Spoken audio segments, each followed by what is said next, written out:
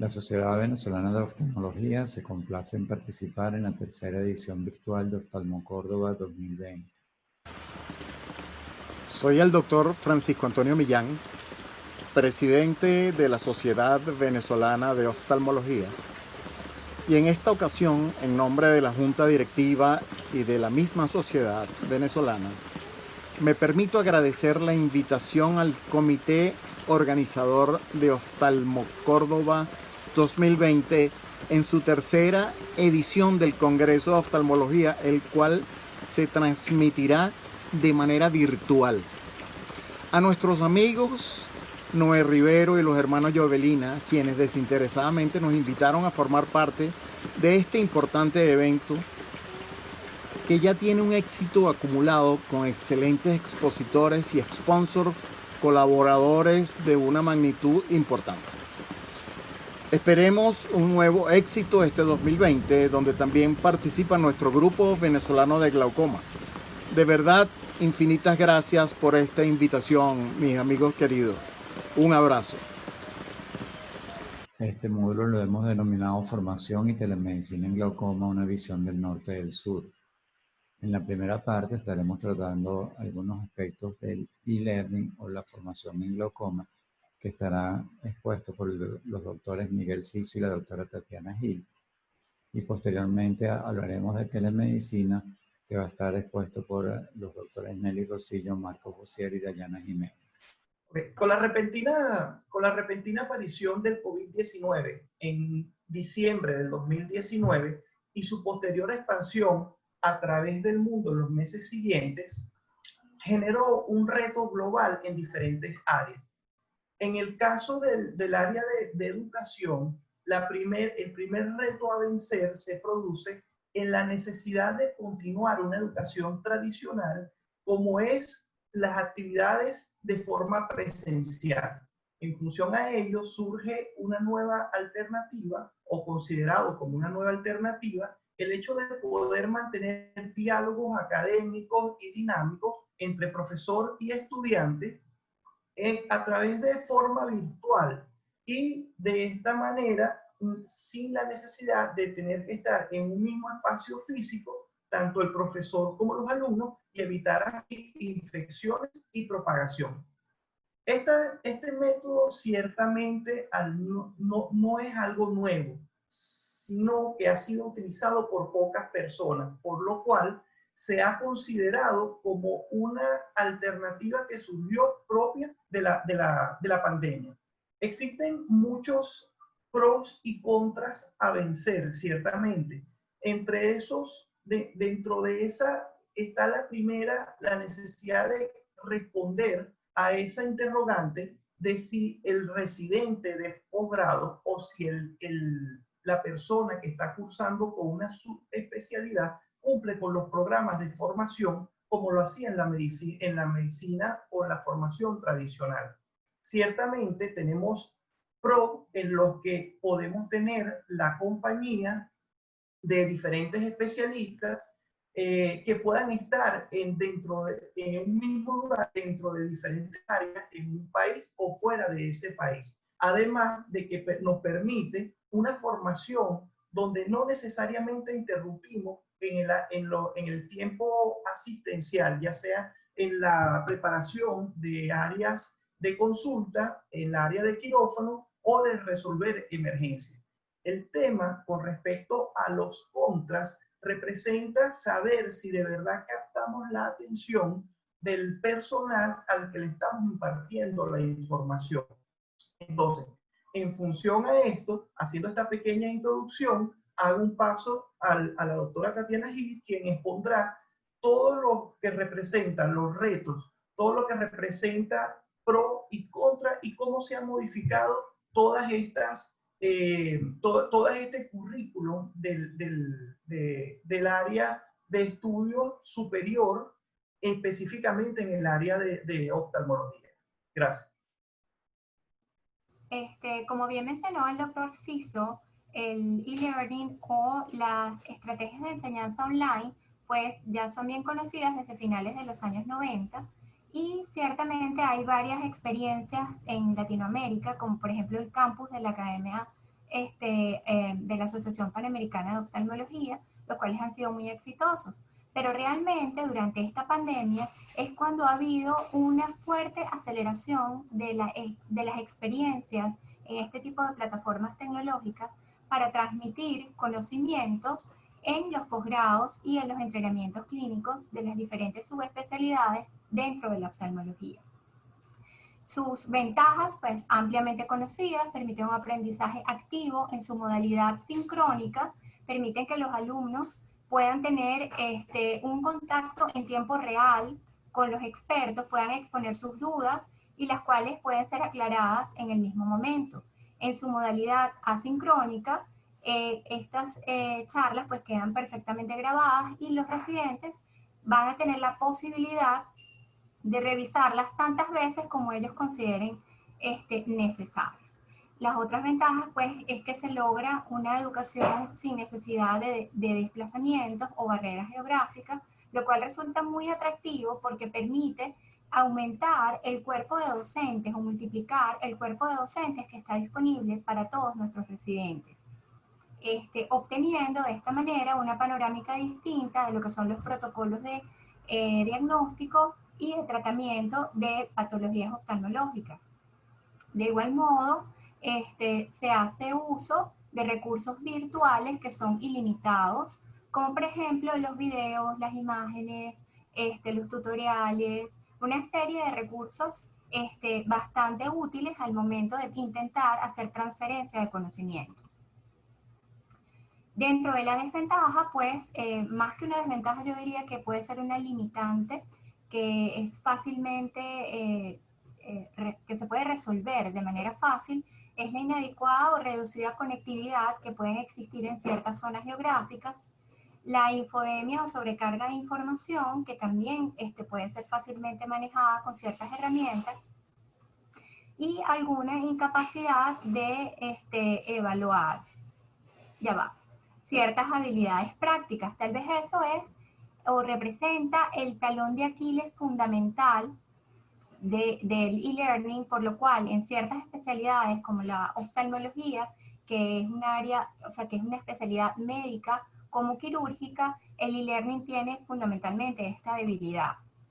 Entonces, ¿cuáles son los retos a los que se enfrentan los docentes para la educación en oftalmología a raíz de la pandemia? Pues básicamente una de ellas es filtrar la información.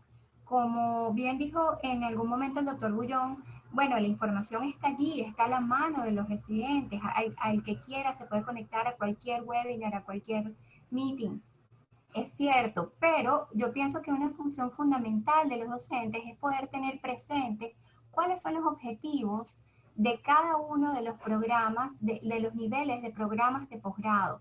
No es lo mismo el programa de un residente de primer año que el programa que tenga un subespecialista. De tal manera que los adjuntos o los docentes de posgrado deberían poder filtrar con un estándar mínimo de calidad y con unos objetivos claros, cuáles serían los recursos online más útiles para cada uno o cada nivel de residentes que están a su cargo. La otra cosa es establecer rigurosos métodos de evaluación. Ciertamente en países desarrollados como en Estados Unidos, en algunas zonas están empezando a implementar el uso de tecnología basada en biomarcadores como reconocimiento facial y reconocimiento dactilar para pasar algunos tests y poder garantizar que la persona que está siendo evaluada es esa persona y no otra. Esto sobre todo en aquellos cursos que son tendientes a la obtención de certificaciones. Otras modalidades mixtas que pudiesen ser semipresenciales también están siendo implementadas. Otro de los retos que tienen los docentes es el de llevar a cabo importantes adaptaciones curriculares. Deben incluir el manejo de ciertas herramientas como es la utilización de estas plataformas online, el uso o el manejo crítico de toda esta información médica disponible, también la forma de cómo buscar la información, Algunas herramientas de telemedicina también deberían ser incluidas en estos nuevos currículos. Promover el rol activo del estudiante en lo que se llaman los procesos de estudio o autoevaluación, ofrecer múltiples y diferentes actividades educativas que les permitan tener un feedback en tiempo real del aprendizaje que van adquiriendo sus alumnos. Al respecto de estas adaptaciones curriculares, un interesante artículo de revisión en el Curriculum Opinion nos muestra cómo la incorporación de estos currículos virtuales se está llevando a cabo en ciertos centros y qué aspectos son los que se les está dando mayor peso o mayor influencia. Básicamente, todo lo que tradicionalmente conocemos como los grand rounds, los lectures o las grandes clases teóricas, las discusiones de casos clínicos, los journal clubs, todo en plataformas online o de manera digital. Además de esto, los podcasts, algunas revisiones de bancos de preguntas tipo examen para mantener a los estudiantes de una manera más dinámica y motivada frente a las revisiones teóricas, han obtenido mayor relevancia también los web labs virtuales, así como los simuladores de realidad virtual y otros aspectos no menos importantes como son los del bienestar de los residentes. Maneras creativas de tratar de mantenerlos estimulados, como por ejemplo establecer clubs de intercambio de libros, darles entrenamientos de liderazgo, entre otras alternativas. Sin embargo, es hacer notar que estos currículum virtuales se están estableciendo de manera acelerada y que todavía no hay suficiente digamos, evidencia científica que avale que estos currículos virtuales sean 100% efectivos. Otros retos a los cuales se enfrentan los docentes son el de motivar y alentar la capacidad resolutiva en sus alumnos. No es, digamos, algo escondido para ninguno de nosotros que los residentes están absorbiendo muchísima información de países que, bueno, que tienen muchas diferencias culturales, sociales, socioeconómicas, que no todos los países en lo que se refiere a la administración de recursos sanitarios tienen las mismas cosas disponibles. Entonces es muy importante que los docentes alienten a sus residentes a aumentar su capacidad resolutiva. Usted tiene que saber toda la parte teórica, pero al tiempo tiene que saber resolver con los recursos que tiene a disposición en sus manos, en su país, en su hospital. Eso es muy importante para evitar la desmotivación, la frustración que también pueden empezar a sentir nuestros residentes. Por otra parte, deben promover o sugerir ciertos convenios que permitan mantener ciertos web labs o aumentar la oferta de web labs o de simuladores para el desarrollo de esas destrezas quirúrgicas que definitivamente son supremamente importantes en oftalmología. Una de las preguntas que tal vez se hacen muchos docentes es si extender los periodos formativos para completar las habilidades mínimas requeridas de acuerdo al nivel del año de posgrado en que se encuentran los residentes. Esa es una inquietud que dejo en el aire y bueno, que me parece que es de tema de reflexión. Todos estos retos a los cuales se enfrentan los docentes es en el contexto de proteger la integridad tanto física como de salud mental de sus estudiantes. Por su parte, los estudiantes también tienen retos. Y uno de ellos pues, es incrementar su capacidad organizativa, priorizar, apuntar, programar, mantener un orden. Ciertamente puede haber más tiempo disponible, pero el tiempo ocioso no es buen amigo. De tal manera que hay que revisar esa capacidad organizativa y, como decíamos anteriormente, tomar un rol más activo. No solamente los profesores van a tratar de impulsar que ellos adquieran ese rol más activo en su propia educación, sino que ellos mismos es lo que se ha denominado el aprendizaje autodirigido. Otra cosa importante es que ellos deben dar soporte a sus compañeros y docentes, sobre todo a los docentes, porque en la mayoría de los posgrados, pues tenemos a nuestras manos a los millennials, que son la generación mejor conocida como la generación Y. Son nativos digitales que tienen habilidades innatas para el desarrollo de estas plataformas tecnológicas. De tal manera que en muchos casos los docentes tenemos que poner, ser humildes, y dejarnos enseñar que esto se trata de una relación ganar-ganar, porque sin duda los residentes tienen mucho, mucho que aportarnos.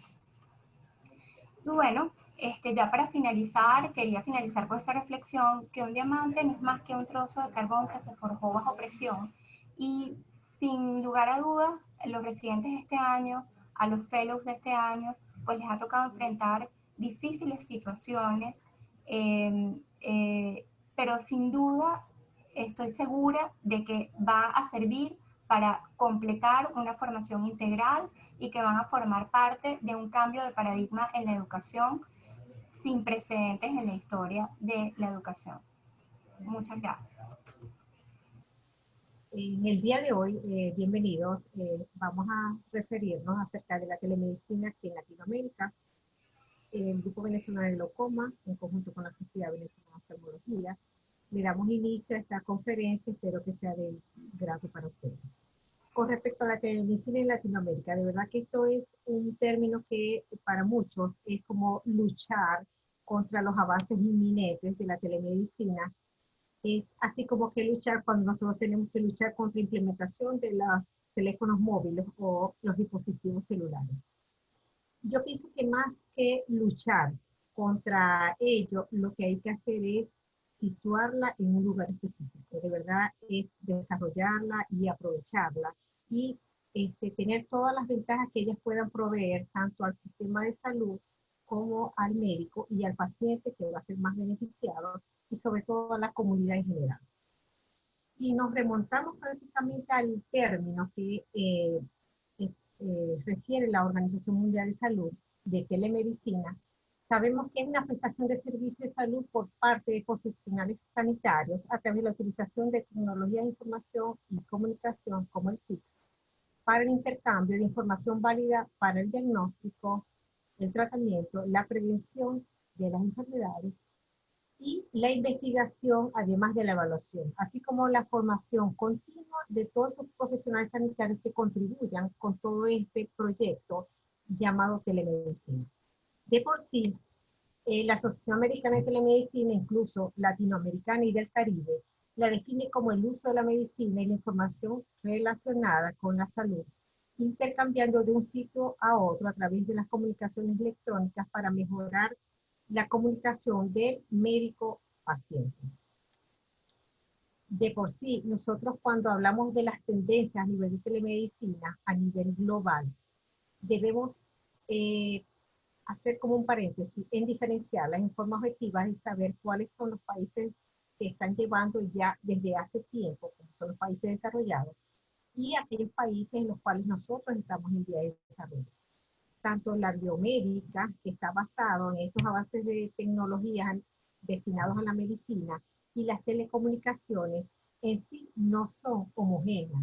Hay cierta distancia. Nosotros no podemos homogeneizar la parte de la telemedicina global.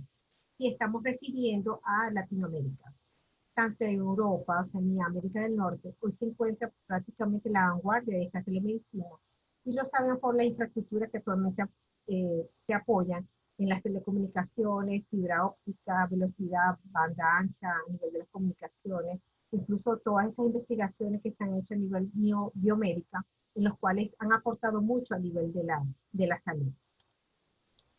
De por sí, ya desde el 2000 aproximadamente, ya se ha hecho como algo legal que a nivel de la Comunidad Europea y Estados Unidos estén ofreciendo ciertas implementaciones para la telemedicina, tales como el licenciamiento de los profesionales, que todos los profesionales de la salud deban tener por lo menos un estándar de conocimientos para aportar esta plataforma, la confidencialidad de la información, consentimiento informado y firmado por el paciente, y ciertas regulaciones que están estándares a nivel de la práctica médica.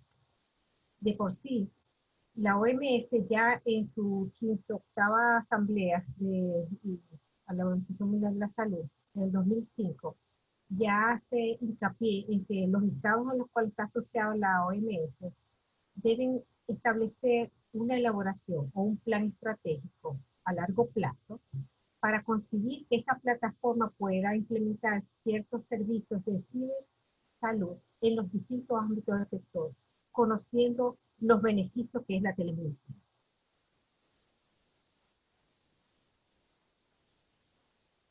Y nos encontramos en Latinoamérica, donde ya sabemos que mientras hay países de primer mundo que avanzan en el ritmo muy acelerado en la fabricación tanto de equipos de biomédicos para aplicación en telemedicina, paradójicamente Latinoamérica ha ido más pausado, pero sin embargo incorporándose en esas nuevas estrategias.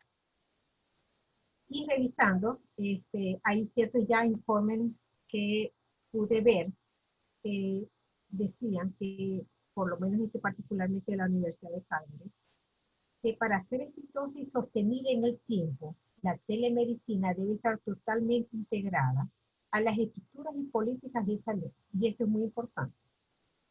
Pues en América Latina, la parte de salud muchas veces depende de la parte institucional o gubernamental. Las agendas políticas de América Latina nos reflejan la necesidad de fortalecer las mejoras en educación, formación y funcionamiento administrativo, evaluación y control de centros de salud. Considerar no solo el aspecto económico, sino la calidad de los servicios prestados.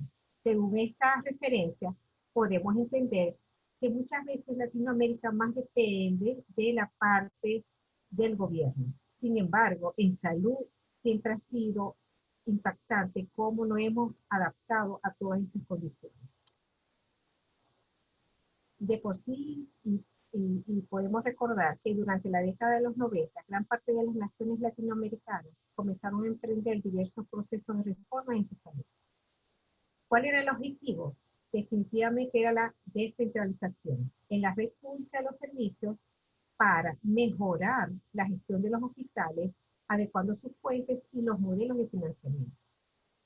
Y trayendo a colación en esta revisión, Chile en 1993 desarrolló un proyecto piloto entre la Universidad Católica y Hospital Sotero del Río, en la cual iba dirigido a investigar dos áreas. Iba a comparar diagnóstico tradicional versus telediagnóstico y efectivamente el resultado fue positivo. Posteriormente, vimos que México, Costa Rica iniciaron estos proyectos en telemedicina en 1995 y 1996, respectivamente. Posteriormente se acoplaron Panamá, Ecuador, Colombia, Brasil, Perú, El Salvador, Guatemala, Argentina y Venezuela y Bolivia. Entonces, ya Latinoamérica se incorpora a la parte de telemedicina y en 2015, en una encuesta realizada por la OMS, de 9 países latinoamericanos se encontró que de esos 67 prácticas en telemedicina iban incorporadas a especialidades como dermatología, radiología y oftalmología, que es la que nos involucra. ¿Por qué? Porque parecía imposible que oftalmología se iba a involucrar en esta nueva área de la telemedicina. Definitivamente oftalmología no es ajeno a la evolución de todas estas globalización del internet y de las nuevas bondades que podamos reflejar a nivel de países del primer mundo. Definitivamente en el ámbito global se han desarrollado. De este modo, el telediagnóstico es como que la perla para hacer la prevención de enfermedades crónicas prevenibles causantes de la ceguera. Inicialmente se tomó en cuenta la retinopatía diabética. Orbis, de por sí conocido por nosotros, desde el 2003 es quien ha prácticamente abarcado la parte de telemedicina y telediagnóstico a través de sus redes, oftalmólogos y muchos profesionales involucrados en el área a través del CyberScience, beneficiando de esta manera muchas interconsultas de estos pacientes a nivel mundial. Definitivamente, la teleoftalmología se va a encargar de la proporcionar de por sí un servicio diagnóstico y seguimiento de todas las patologías oculares a través de todos sus equipos médicos digitales. Y de esta manera, a través de la telecomunicación, interactuar con los médicos especialistas en el área de glaucoma. Sus beneficios en costo y mejora en sensibilidad y especificidad han resaltado numerosos proyectos desde esos años para acá. ¿Y qué pasa? Y es la parte de la materia que nos involucra. Aunque el ámbito de la aplicación más extendido sigue siendo la retinopatía diabética, existen experiencias y ya documentados que hay otras patologías como el glaucoma que avalan su potencial para el diagnóstico oportuno y seguimiento. Y aunque existen algunos estudios sobre la aplicación de la telemedicina en glaucoma, no hay mucha literatura o herramienta específica que en verdad integran pruebas psicofísicas para el diagnóstico del glaucoma, más por si encontramos muchas ayudas, sobre todo para la primera parte del sector de salud, que es la atención primaria, la atención de prevención o diagnóstico oportuno. Ya muchos países de primer mundo y muchos países, incluso aquí en Latinoamérica, ya están desarrollando este sistema donde ya se establece como un screening de pacientes en los cuales se sospecha que puedan desarrollar glaucoma en pacientes de edad, en los cuales ya se establece un flujograma, en los cuales el paciente llega, se le hace su valoración, sus antecedentes, hay un personal de salud ya previamente identificado que colabora con estas atenciones del paciente, sobre todo en la realización de los exámenes, y sea campo visual o las pruebas de morfogenética en respecto a la detección del glaucoma, así como agudeza visual, presión intraocular, etcétera, etcétera. Ya después de tener todo esto en una ficha desde el punto de vista de una historia médica, es cuando es referido las imágenes al oftalmólogo especialista en tal caso en glaucoma. De por sí ya hay, puedo pasar aquí todas varias horas explicando cuáles ahorita son las programas que se están implementando a nivel mundial, en los cuales tú puedes accesar e ir colocando cuáles son los indicios de tonometría, campo visual o algunas imágenes de estudio morfológico del nervio óptico, donde el paciente pudiese entrar con signos de sospecha de glaucoma. Pero en fin, todas estas tecnologías son valederas y para eso vamos en ascenso. De por sí, cierta bibliografía mencionó hace unos años atrás que el valor del mercado latinoamericano en telemedicina crecerá en un 17.2% al 2020. ¿Qué pasa? Que para alcanzar esa cantidad posiblemente iba a ser aumentado, y estamos hablando de hace 5 años atrás.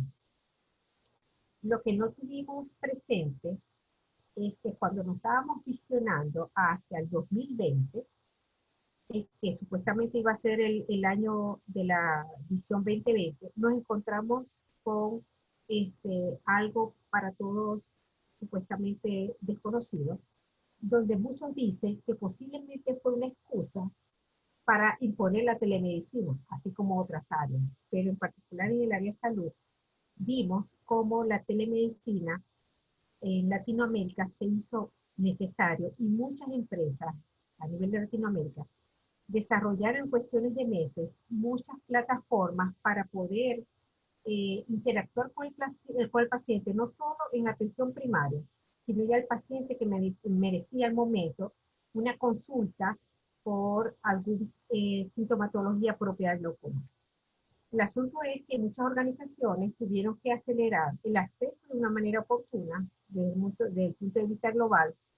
Instituciones de salud comenzaron a hacer tecnología como parte, en verdad, de su desarrollo. E incluso en las áreas administrativas tuvieron que cambiar incluso hasta cómo hacer las facturas, expedientes, historias médicas, apartar la cita a una hora específica, etcétera, etcétera. Total, fue un cambio a la cual ya nosotros conocemos bueno, y estamos en eso, ¿no? ¿Qué podemos decir de esta telemedicina ahorita en estos momentos ya a finales del año? En conclusión, definitivamente la globalización logró que América Latina participara en esos avances que ya venía teniendo países de primer mundo y que muchos países ya habían comenzado. Definitivamente, independientemente de cualquier interés contrapuesto o opiniones encontradas entre gobiernos, el hecho es que la telemedicina es un hecho irreversible y que definitivamente los adelantos, tanto de la oftalmología o de la optometría, van a constituir una promesa innovadora en nuestros países.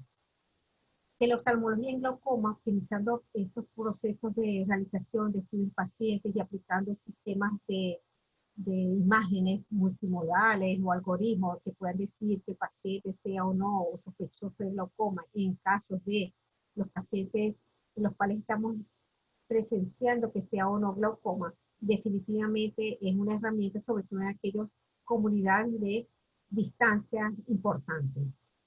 Que la telemedicina nos representa una mejora en equidad, pero también podría suceder que un mayor número de individuos accediera a mejores opciones diagnósticas y terapéuticas, sobre todo aquellos que están en posiciones distantes geográficamente, y que puedan acceder mucho más a un tratamiento o incluso a un diagnóstico oportuno. Que la telemedicina sea un hecho positivo, un experimento lamentable en América Latina, depende mucho de los juicios o que los valores que prevalezcan de las discusiones de cada sociedad. Definitivamente el modelo de salud que la comunidad quiera exigir en su sitio, independientemente de las deficiencias presupuestarias que podamos estar en Latinoamérica. Nos resulta evidente que exista la voluntad de debatir los problemas y los riesgos originados por la experimentación biomédica y sus riesgos inventarios. Y para terminar, tengo una reflexión tipo COVID, ¿ok?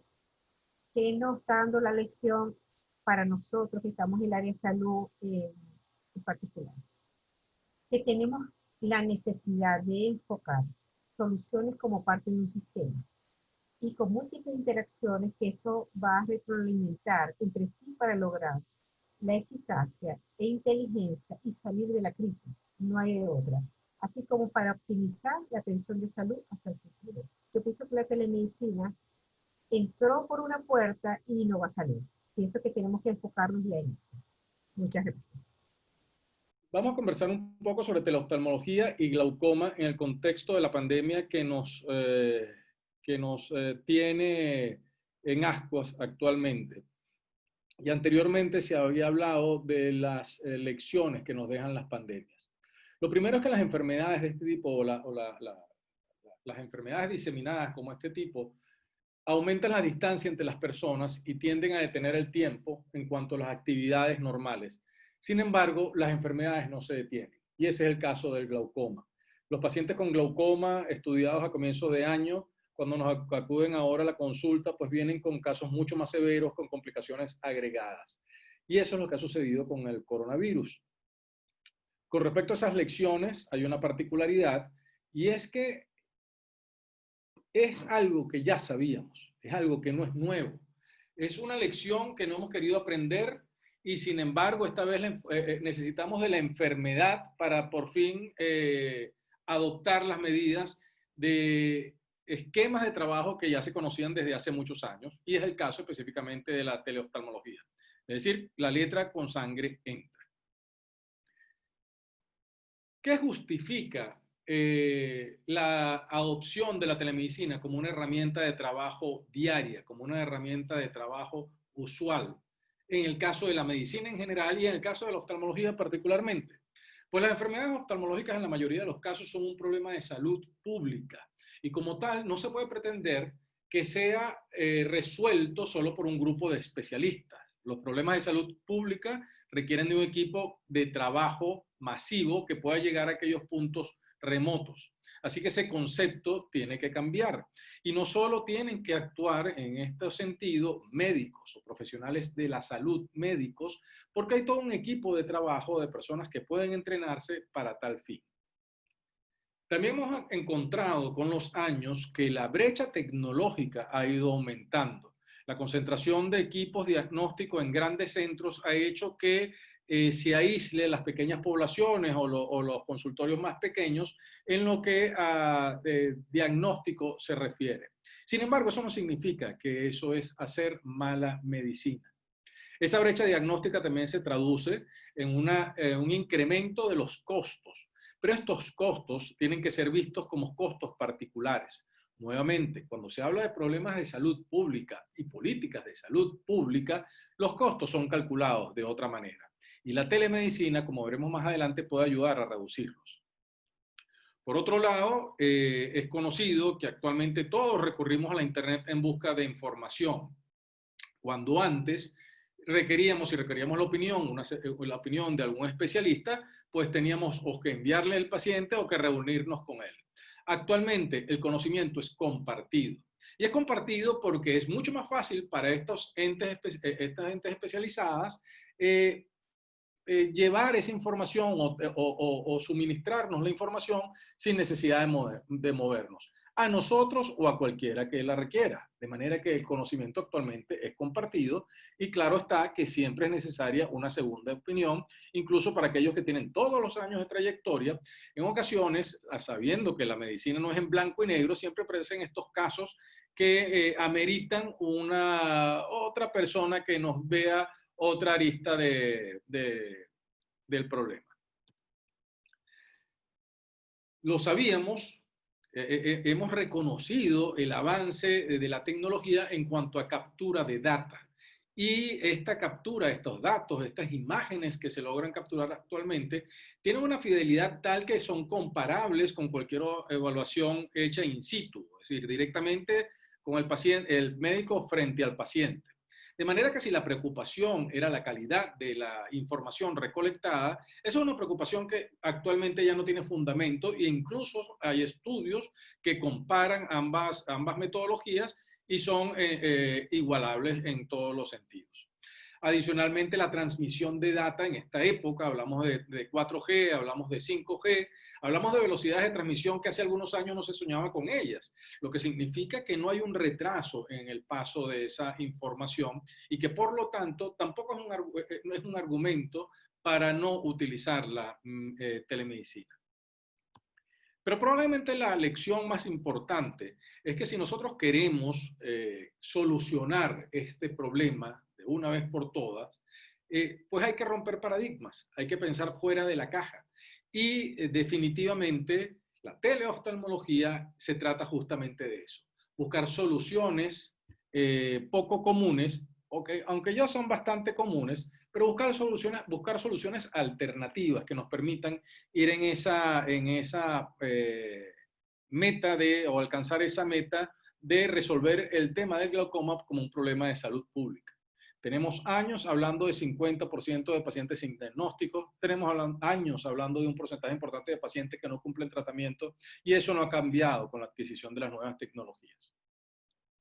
Ahora, lo primero obviamente es trazar una estrategia. Tenemos que definir qué es lo que queremos hacer, porque cuando se habla de telemedicina es un concepto sumamente amplio, pero hay dos puntos principales en lo que se refiere a la teleconsulta y lo que es el telediagnóstico, de lo que Nelly ya habló anteriormente.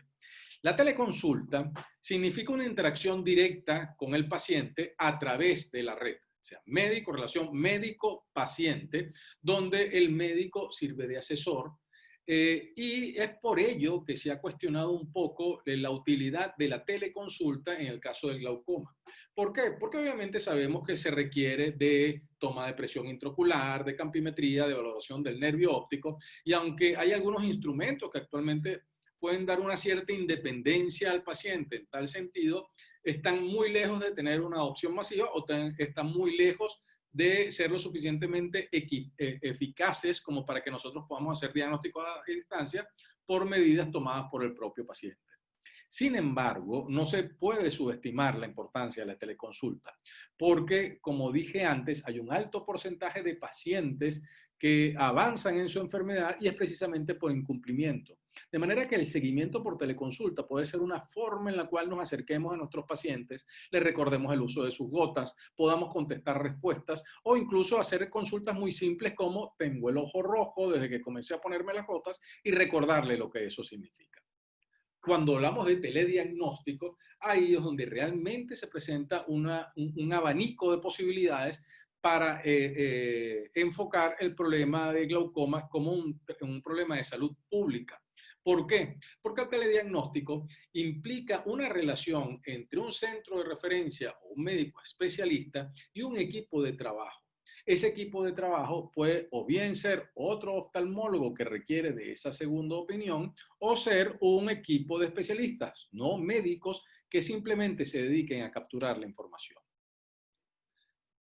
¿Por qué el glaucoma, o mejor dicho, por qué la telemedicina es ideal como un instrumento de trabajo para el glaucoma? Para empezar, el glaucoma tiene la ventaja de que en el caso del diagnóstico, del rompecabezas diagnóstico, la sospecha, los elementos diagnósticos en la etapa de la sospecha no son excluyentes. Es decir, que no necesariamente la ausencia de uno de esas piezas diagnósticos va a eliminar la sospecha. ¿En qué sentido? Generalmente la sospecha se basa o en el aspecto del disco óptico o en los niveles de presión intraocular. Y, por supuesto, en los factores de riesgo asociados, familiares, raza, miopía, diabetes, etc. De manera que, con esos tres elementos que perfectamente pueden ser recolectados por cualquier persona, parte ese primer punto fundamental que es lo único que nos permitiría la acción masiva sobre la población. El campo visual que puede ser cuestionado es solo una herramienta de confirmación o de correspondencia con lo que ya nosotros debemos haber encontrado en el nervio óptico. Entonces, lo primero es que no son elementos excluyentes y el nervio óptico y la presión intraocular, así como las encuestas o la entrevista, son las principales herramientas para sospecha. En segundo lugar, el diagnóstico de glaucoma, el diagnóstico de certeza, viene dado por el aspecto del nervio óptico. El diagnóstico es estructural, de forma tal que el campo visual y la toma de presión lo que hacen es caracterizar la enfermedad. Significa que estamos en presencia de un glaucoma con presión alta o baja. Significa que este es un glaucoma donde aún no hay daño campimétrico o por el contrario, el daño campimétrico que esperemos debería corresponderse con una excavación sumamente amplia, pero que en todo caso sigue siendo la valoración estructural el punto de partida del diagnóstico. El punto de partida y el punto final. ¿Okay? Luego tenemos el seguimiento. De nada nos sirve, obviamente, hacer un diagnóstico si no logramos hacer un seguimiento apropiado que nos permita decir que estamos haciendo las cosas bien. Pero aquí, nuevamente, es la valoración estructural y es la toma de la presión lo que nos va a dar las herramientas principales para saber si ese glaucoma está bien controlado o no está bien controlado, especialmente en los segmentos tempranos y moderados de la enfermedad. A partir de las fases tardías, obviamente, sabemos que el nervio óptico pierde valor, o mejor dicho, pierde peso, porque es mucho más difícil detectar los cambios y nos abocamos más hacia los cambios campimétricos. Pero estamos hablando de que en la mayoría de los casos, los pacientes con glaucomas realmente avanzados deberían ser controlados por especialistas y probablemente tendrían que salir de ese grupo a ser controlados por telemedicina. Pero eso es algo que podríamos discutir posteriormente. En todo caso, insisto, que las dos principales herramientas para el seguimiento apropiado son la valoración, siguen siendo la valoración del nervio óptico y la presión intraocular meta que debimos haber establecido en las primeras de cambio. Por último, si hemos mencionado anteriormente que los cambios en el nervio o la valoración inicial del nervio óptico es la piedra fundamental, el registro imagenológico también, obviamente, es nuestra principal herramienta de trabajo. Y una buena fotografía, la calidad de las fotografías actuales permiten precisamente hacer eso, hacer un registro morfológico. Adicionalmente, el hecho que toda la captura de data de entrada sea depositada en una computadora, significa que podemos hacer cualquier tipo de análisis estadístico a posteriori. Así que la mejor oportunidad, precisamente, para que nosotros tengamos la información de grandes poblaciones desasistidas, es a través de la telemedicina. Y de comunicación, nuevamente, la velocidad de comunicación actualmente supera cualquiera de las posibles limitaciones que pudiesen esgrimirse en contra de la telemedicina por la velocidad que tiene. Ahora, ¿cómo se plantea, visto esto, ya en la práctica? Pues podemos tener dos bloques grandes, los promotores de salud visual y los oftalmólogos que trabajan de manera aislada o los oftalmólogos que trabajan en centros pequeños. Estos promotores de salud visual perfectamente pueden ser recolectores de información de poblaciones aisladas o que tengan poco acceso a los grandes centros de referencias, a la consulta oftalmológica y comunicarse directamente con los centros de referencia y hacer el intercambio. No quiere decir ello que estos promotores de salud visual pudiesen indicar tratamientos. ¿Por qué? Porque la indicación de tratamiento debe ser un acto médico y se deben medir, obviamente, las opciones, las posibilidades y las consecuencias de ese acto médico. Así que yo hablaría de los promotores de salud visual como los pescadores de información simplemente, y el centro de referencia en sus contrarreferencias les asesorará para determinar quiénes son aquellos pacientes que deberían acudir a la consulta oftalmológica.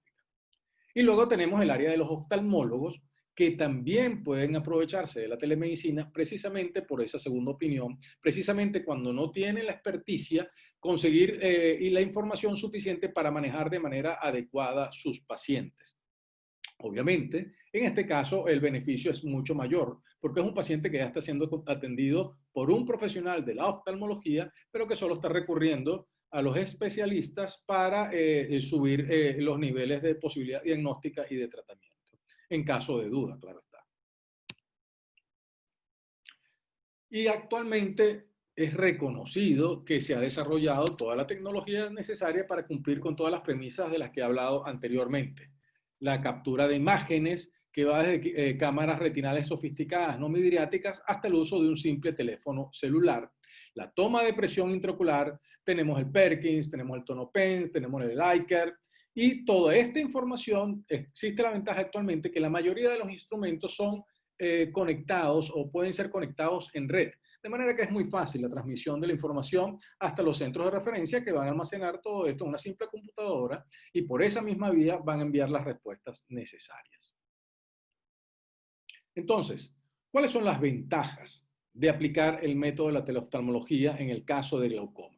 Lo primero, permite la detección temprana al ir a las poblaciones y no esperar que el problema nos llegue a la consulta, tomando en consideración que son los cambios estructurales o los factores de riesgo, incluida la presión intraocular, los que nos van a permitir precisamente esa detección temprana.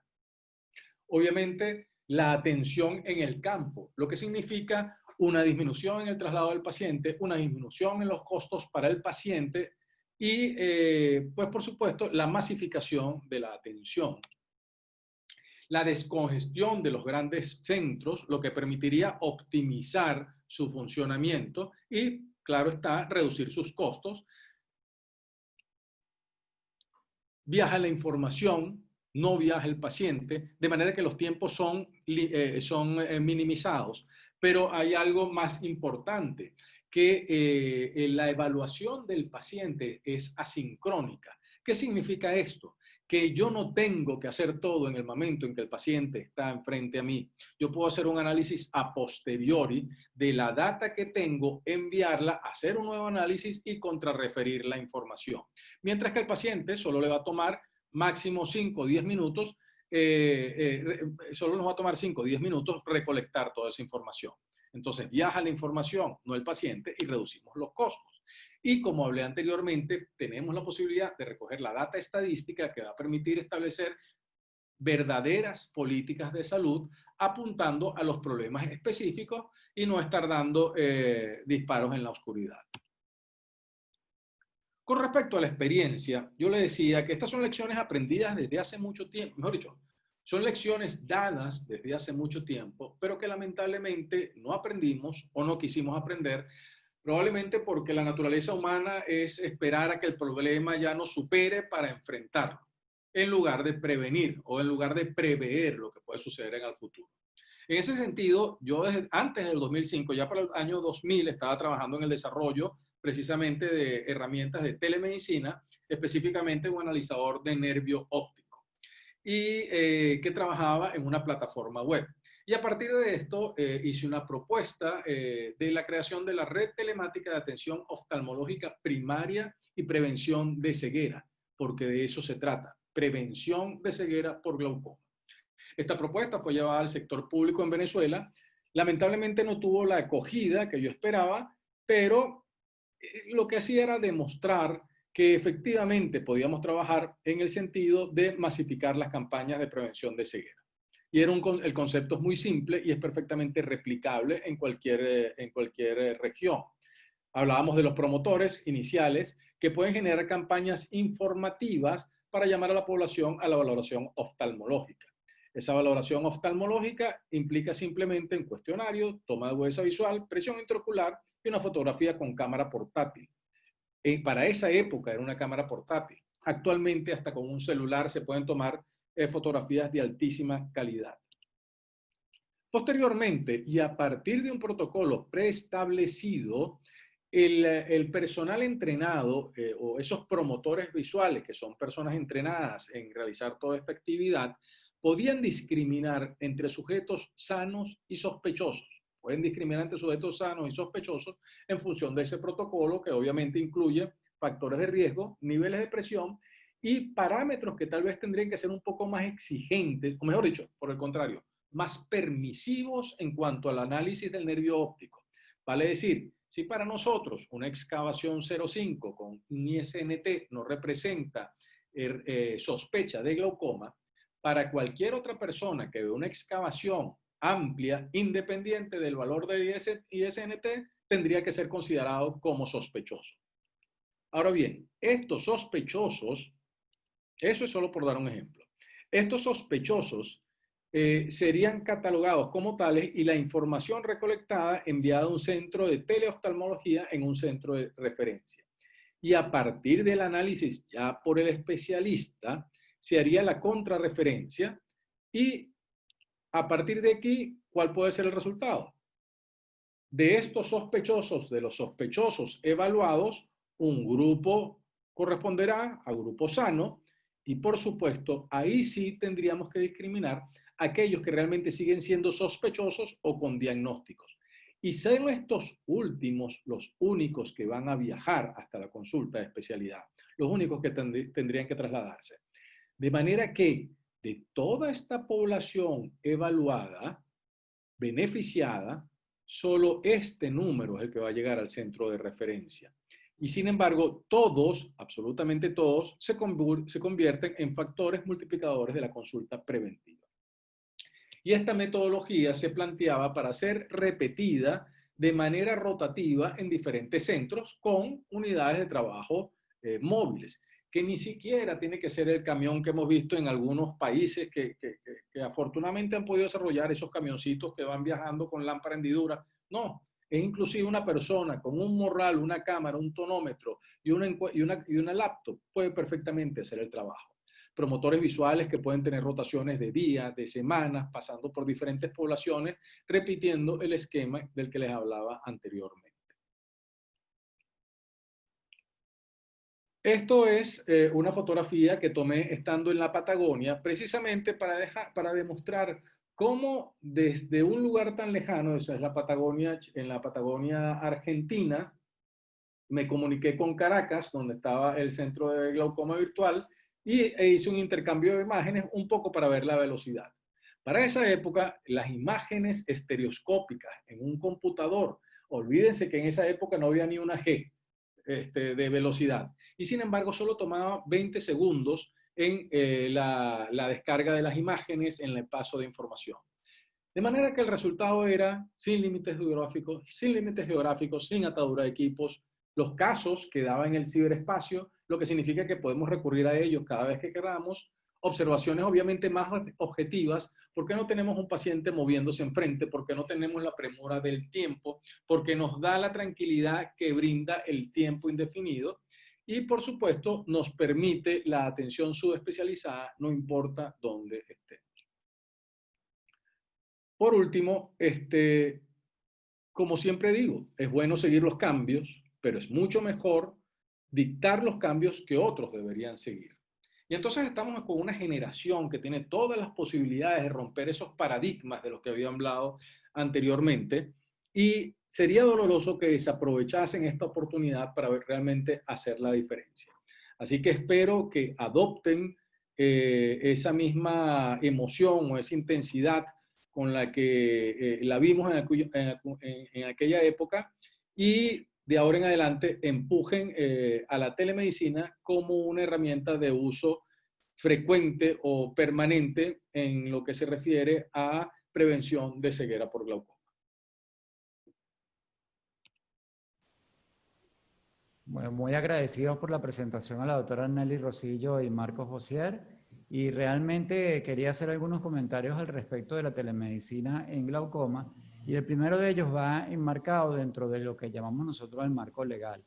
En el marco legal venezolano, nosotros no tenemos establecidas las normas para poder establecer de manera efectiva la telemedicina y tener la parte de responsabilidad del especialista en este aspecto. Yo quisiera tener la opinión de ustedes al respecto. Sí, indiscutiblemente a nivel de los países del primer mundo, ellos toman en cuenta mucho incluso los consentimientos legales y firmados por los pacientes, en los cuales ellos toman en cuenta mucho acerca de que se están haciendo sus exámenes y de que el paciente va a ser referido a otro médico que está distante, y esa información o diagnóstico que va a hacer el médico de afuera se va a tomar como legal.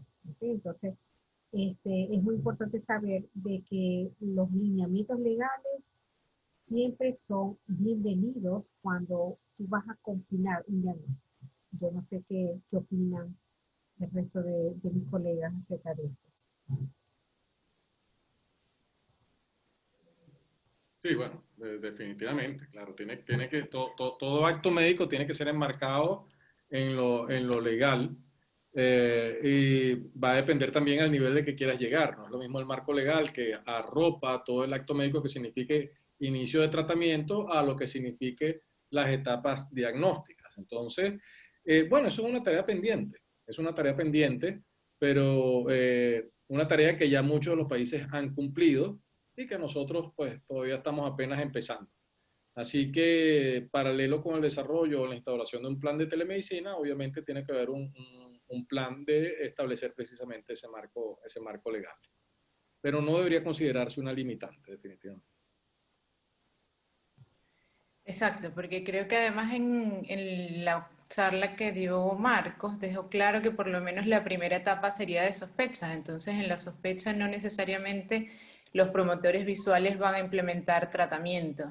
Es simplemente hacer como un screening más masivo para poder detectar como lo que es más reto para todos los que hacemos glaucoma, que son los glaucomas con daño leve moderado, que no se ve en campo visual, que son esos nervios que nos confunden y que podemos discutir con otros médicos por medio de la telemedicina, por otros especialistas o con que nos da más herramientas para poder como diagnosticarlos. Y en ese momento, a pesar de que obviamente tiene una responsabilidad médico-legal, no estamos haciendo daño a ningún paciente, simplemente no vamos a poner tratamiento, y el promotor visual, incluso viendo presiones intraoculares elevadas, no va a colocar tratamiento. Entonces, dentro de eso, aunque no tengamos un marco definido, creo que igual podemos contribuir en lo que queremos, que es diagnosticar más glaucomas leves o moderados antes que nos lleguen de una vez los que son con un daño grave, que ya eso pues es como un fracaso en realidad cuando nos llega. Excelente. La otra parte que es interesante es cómo nosotros podemos involucrar toda la tecnología disponible, los exámenes complementarios en la evaluación de estos pacientes a distancia, ¿no? Quería tener la opinión de ustedes al respecto.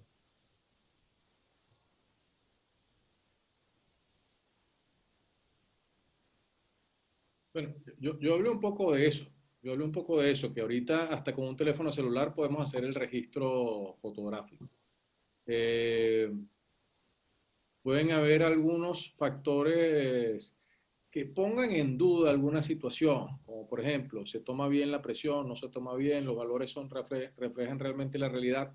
Eso va a depender de dos cosas, obviamente, y principalmente del entrenamiento del personal que haga el registro, de la calidad del equipo que se use para hacer el registro, y después vienen algunos exámenes complementarios como el campo de visión.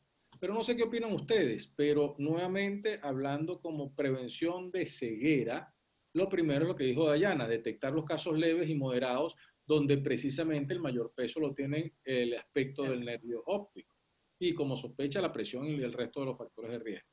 Entonces, no sé qué opinan, pero hay que cambiar un poco esa mentalidad del glaucoma como enfermedad de campo visual, porque no lo es, no lo es. Pero eso es lo que está incluso en los detractores de este tipo de actividad.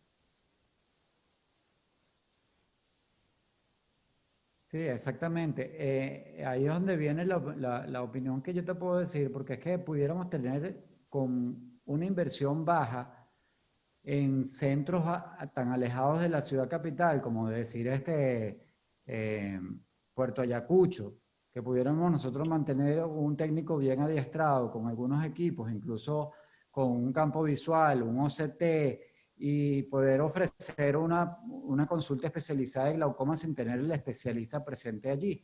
Y inclusive podemos ir más allá con el desarrollo de la inteligencia artificial y algunos paradigmas que se están trabajando actualmente que pudieran ya tener algoritmos desarrollados para glaucoma y seguimiento de los pacientes con glaucoma. Pues. Entonces yo creo que esto es una herramienta que va a dar muchos frutos en el futuro y bueno, ya les dejo la palabra a ustedes para cerrar esta sesión.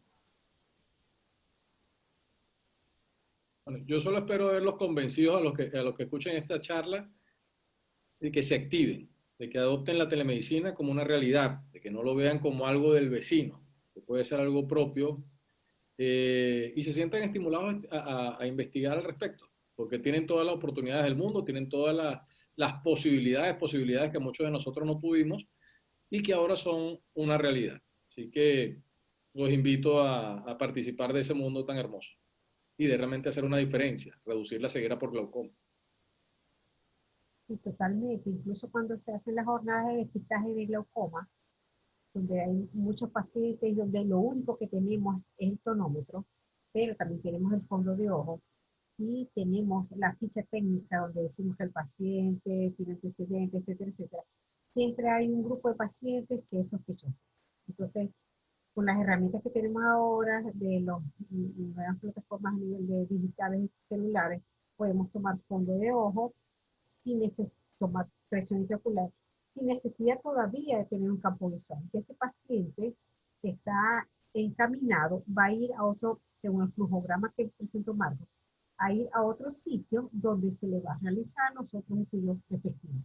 Entonces, pero por lo menos alertarlo. Lo importante es decirle al paciente que es sospechoso de glaucoma y que puede quedar en el grupo de pacientes con ceguera. Ya el paciente ya queda como que con conciencia de que se le está dando la información. La información es lo principal, totalmente. Totalmente. Además, yo creo que sin darnos cuenta, nosotros siempre lo hemos usado. Yo creo que todos en algún momento hemos tomado fotos del fondo de ojo, nos hemos mandado las fotos del campo visual, y hemos discutido casos donde tenemos dudas. Eso yo lo aplico mucho, de hecho, con Marcos, porque trabajamos en el mismo hospital. Y no, lo que hay que hacer es que esa herramienta que tenemos, masificarla y llevarla no solamente a los sitios aislados. Hay ciudades donde son provincias, donde igual no hay subespecialistas y donde se puede como que colaborar y evitar eso. El reto es los glaucomas preperimétricos, entonces no hay que cegarse si no tenemos campo visual, no es necesario. Ojalá nos lleguen todos con el campo visual bueno, en realidad. Bueno, muchísimas gracias a todos por la participación y a Oftalmo Córdoba por habernos dado la oportunidad de estar participando en este simposio. Muchas gracias.